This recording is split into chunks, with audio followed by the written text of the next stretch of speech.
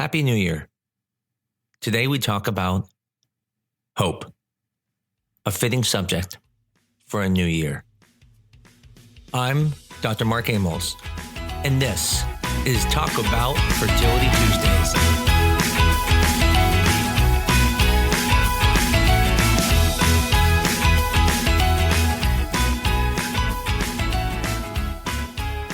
With the new year, there are so many topics that I thought about talking about for the first topic. But hope is such an important topic because hope is what keeps carrying us. Hope is what allows us to try again. Hope can also be destructive, making us proceed when really we shouldn't proceed. And so today, I want to give some stories about cases that I think bring hope and talk a little bit about why you should have hope when at first glance, it seems like hope is minimal. It seems only fitting to start this first story with my own personal story. My wife and I knew we had problems and knew we needed IVF. And like most people, we jumped headfirst into it, not knowing much about it and not knowing the risk of it. And when we started, we were so excited and then found out my wife had issues just like I did. And at that point, we realized this wasn't going to be easy anymore. And it was hard because we just spent most of our money trying IVF. And we had to stop because it wasn't going well. Thousands of dollars in medication and had to restart. But we did it again and we were able to get 2 embryos. And we put those embryos back and we got pregnant. And we're very fortunate for those $2 we got. But the scary part was my wife had an elevated FSH level and a very low antral follicle count. And we knew we could never get pregnant naturally because of my issues. And so we were fearful. We were fearful that we should lose hope because how are we going to get pregnant in the future? We can't afford to do it again. And now we have to wait. But 6 years later, we did it again. And it wasn't easy. There were definitely some heartbreaks. There was heartaches. But eventually, we did get another 2 embryos. And we were able to put them back and get pregnant. And the point of this story about the hope is that, yes, ideally, it would be great to get all your embryos at one time. That even when you have a high FSH, even when you have a low AMH and a low antral follicle count, even years later, you can still get pregnant because if you can make an egg, there's a chance. Now, we were younger. We were in our 40s. We were in our mid-30s when we did it the second time. But still, 6 years scared us, and we started losing hope. And as a matter of fact, when we tried, it was more of a closure cycle. But we ended up with our boys. One of my favorite stories to tell is about one of our original patients. She came to us in 2015 when we started. And prior to coming to us, she had tried IVF multiple times, not just in Arizona. She even went to Vegas and came back to Arizona. And she would keep getting few embryos and she would keep having miscarriages. And so we started and did an IVF cycle, and she got 32 eggs and 2 embryos, and she put them back and got pregnant. Got twins, but unfortunately had a miscarriage. When we tested those embryos, we found out they were abnormal. And so then she did IVF again. And this time she got 10 embryos. 4 blast, and 6 day 3 embryos. She came pregnant again. And then later decided to thaw those day 3 embryos and test them. And a lot of them came back abnormal. She did IVF one more time and now got a lot of normal embryos that she is now on her 3rd pregnancy with us. The point of this story is that she never gave up. Now, yes, was there problems? There was. I mean, she must have done IVF 6, 7 times, but the important thing here is that she never gave up, because what's interesting is that she got better as she went further. Now, why? Because on each cycle, we made small changes. We added things like growth hormone. We changed the protocol a tiny bit. And it's hard to appreciate why something so small of a change can improve embryo quality so much. But the point is, it can. And if you can keep hope and keep trying, and there's a reasonable reason to keep hope, eventually good things can come. And for her, she's now in her 3rd pregnancy with still more embryos in the freezer. In this story, this is a patient that was close to me who worked at a obstetrical clinic and was going through IVF, trying to get pregnant after years and years of not getting pregnant. And what's interesting about this story, and I tell people a lot about, is how doing the same thing can sometimes end in different results. This patient had gone through IVF several times, and she was doing IVF with PGS. And many of you have come under this situation where you go through IVF and all your embryos come back abnormal, or most of them come back abnormal. And in this situation, very similar, she went through, she finally got a normal embryo, put it back, got pregnant, but had a miscarriage. And so we went through another IVF cycle, and this time she got 5 embryos, the most she's ever got. Before that, 1 or 2 embryos. She was extremely excited. Her hope was high. And all 5 embryos came back abnormal.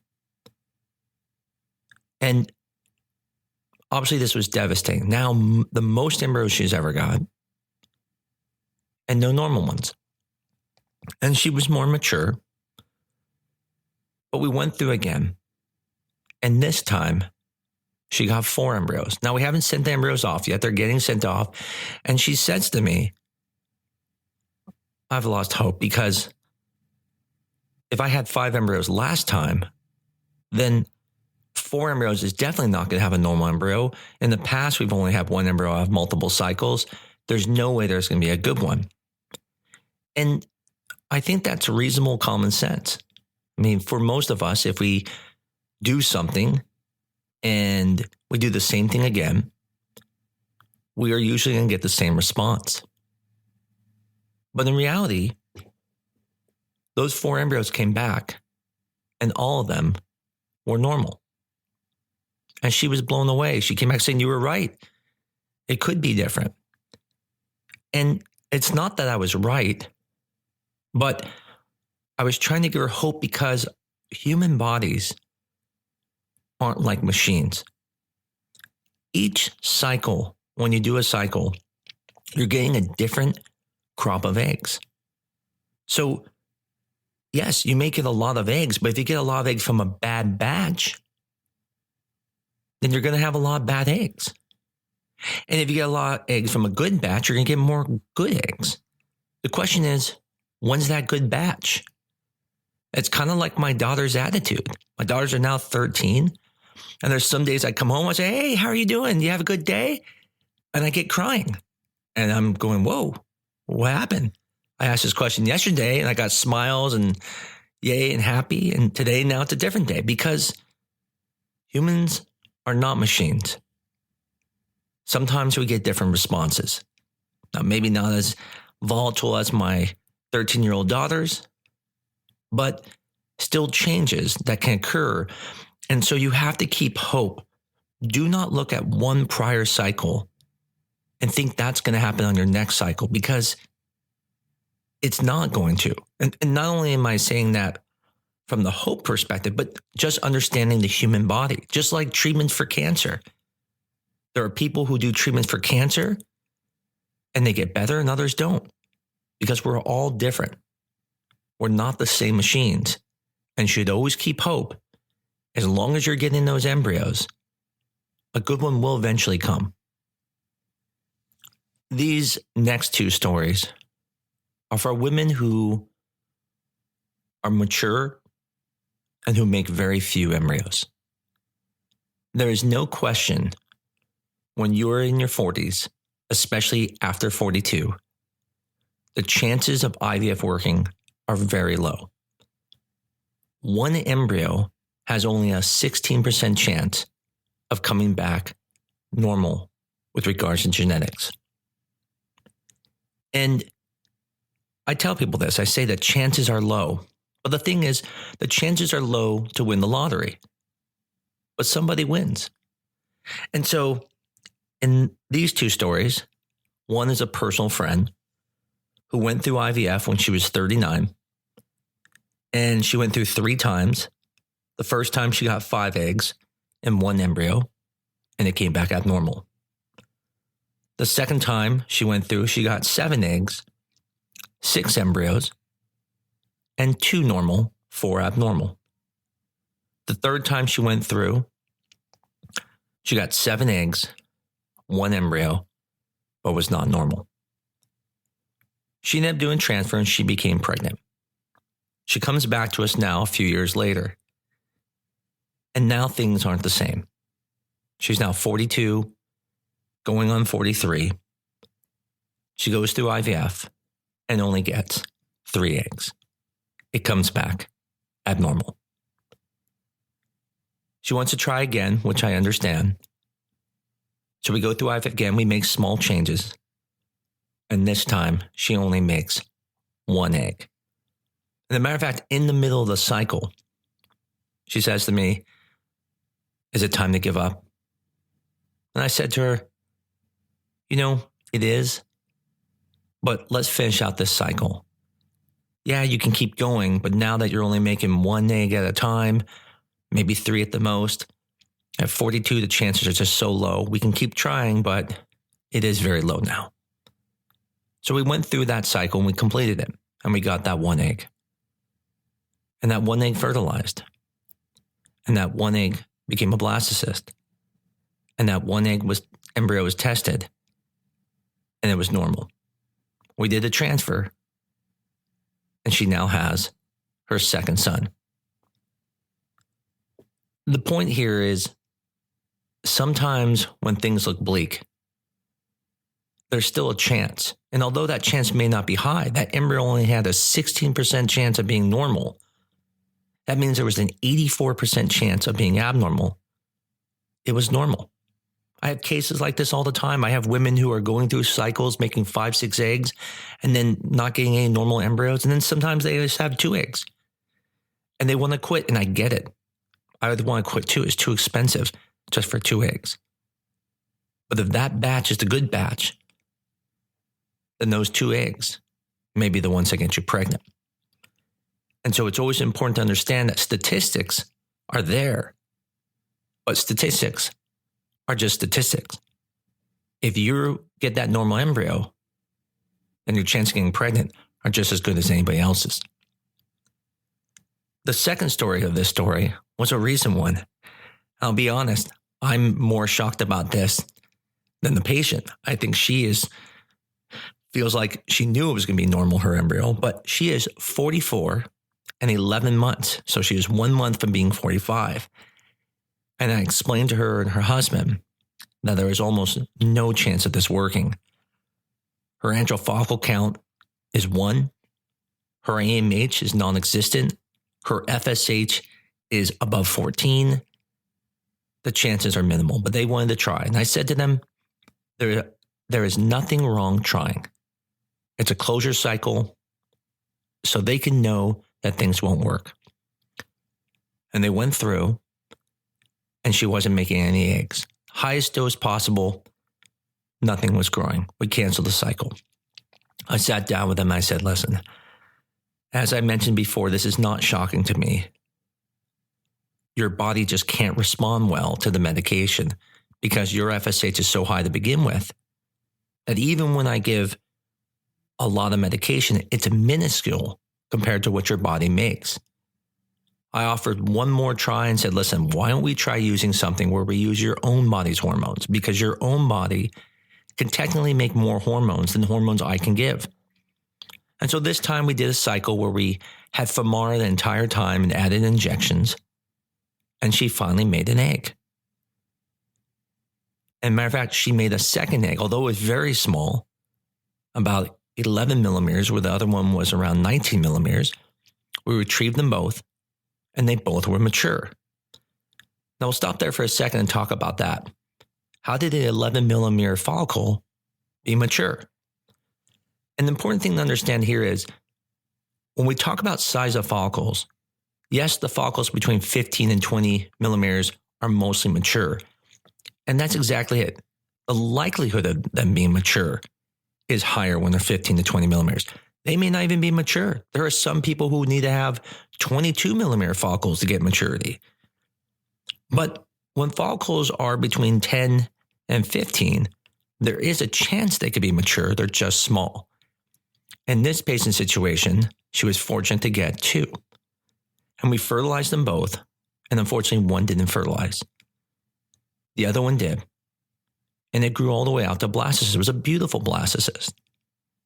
We biopsied it. I explained to her that the chances of this embryo coming back normal is only 5%. A 95% chance that it will not come back normal. That's 1 in 20. And amazingly, that embryo came back normal. Now, she hasn't transferred yet. In this situation, I always recommend doing everything best to improve her chances, such as an ERA. But she will do a transfer, and she will have a 60% chance, and hopefully she will get pregnant. My last 2 IVF cases I'm going to discuss are people who have been told that they can't get pregnant, that they're in a premenopause. And I can't disagree with many doctors. Those cases are very difficult. But I've had 2 cases that I want to talk about, and I've had many more, but these are my favorite. One of them is very close to me, where she was told to use a donor. She was 24 years old with an FSH of 14.3 and an AMH level of 0.20. She did not make many eggs. Even with IVF, she might make 1 or 2 eggs. She was out of state, and I told her, I think we can do this. We'll probably need 3 or 4 IVF cycles. We're only going to get 1 to 2 eggs each time, but if we keep trying and you keep the hope, I think we can get there. And it's difficult because when you're only making 1 to 2 eggs, it makes it very, very difficult to do IVF because you have such small chances each try. But you have to look at it as not a try with IVF. You have to think of it as that 3 to 4 tries is what you need to have a single try by anyone else. And so we did it. We went through multiple cycles, and some were very disappointing, with no fertilization on one of them. Other ones, we got embryos, and they were biopsied, and they came back mosaic. But we kept going until we got those embryos, and eventually she put it back, and she got pregnant, and she's currently pregnant now. The other story is very similar. It was a woman who wasn't as young. She was around 39. Her FSH was 15.1, and she was told she can't get pregnant. Matter of fact, her insurance denied her to do IVF. I got on the phone, I spoke to him and said, listen, she got pregnant before with something even milder. I think it's reasonable to at least give it a try. And they said, okay. And she went through, and she basically made 1 embryo. But unfortunately, it wasn't good enough. It wasn't frozen. So she tried again. And this time, instead of only making 1 embryo, she was able to make 2 embryos. And she put them back and got pregnant. Now, unfortunately, she had a miscarriage. And so this time I said, listen, we need to do more testing. We need to do PGS to find out if maybe there's something else going on. So she went through again. And this time we got 4 embryos. And she got a normal one and put that back and got pregnant. And so the point of this story about hope is that even when you've had bad cycles, sometimes you can do the same thing and get a different result. And as we talked about earlier, just like when I come home and talk to my daughters, sometimes you get a different batch. Sometimes it's a different person that day, even though it's the same person. And so never give up just because one cycle's bad. You want to always give it a second try. Just like anything else in life, you don't try it once and go, okay, didn't work, I give up. And if that second try is better, then at that point you may realize that first one could have been a fluke. The very last story I'd like to end on is transfers. I can't tell you how many stories I have where we have done a transfer and we do the same thing twice, and the person gets pregnant one time and not the other. Recently, I had a physician who went through IVF on their own, got one embryo normal, put it back, and unfortunately had a low-level HCG. I explained to them I think the issue was timing, and I think a ERA cycle would help with timing and possibly successful pregnancy. So she went through IVF again, and this time got 2 embryos. And I recommend putting one back at a time, which she did. And we did the ERA, and we did the transfer, and it didn't work at all. She was devastated. She lost all hope. She told me, she said, I have no hope. I know this next one won't work, but I'll still do the transfer because it's there, so I might as well do it.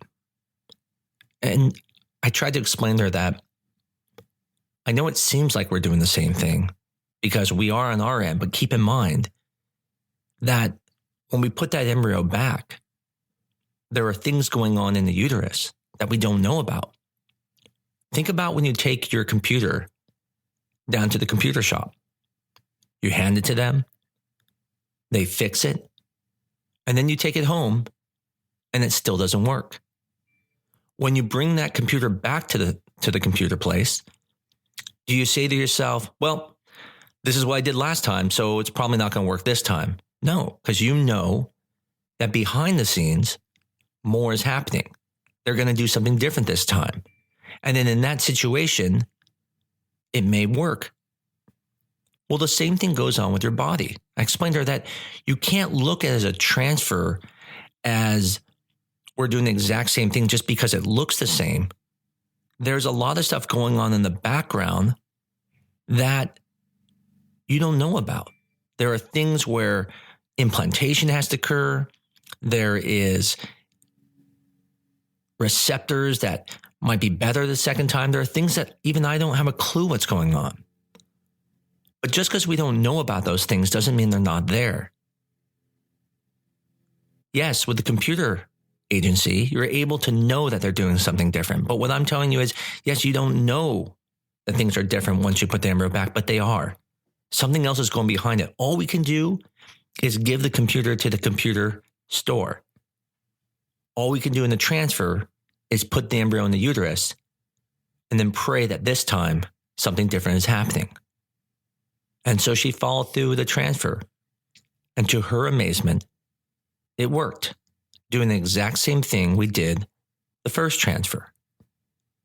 And I think if there's anything where I want to help people with hope is with transfers, because it doesn't make sense. It doesn't make sense that you can put a normal embryo into a uterus, make sure the timing's perfect, and then one time not work, and then do the exact same thing again, and it can work. And that's because, again, we don't know what's happening behind the scenes. We may feel like we're doing a lot, but when we're putting that embryo in, we're really throwing up a Hail Mary. And we're hoping everything on the other back end of it is working. But in reality, we have no control of that. All we can do is control the things we have.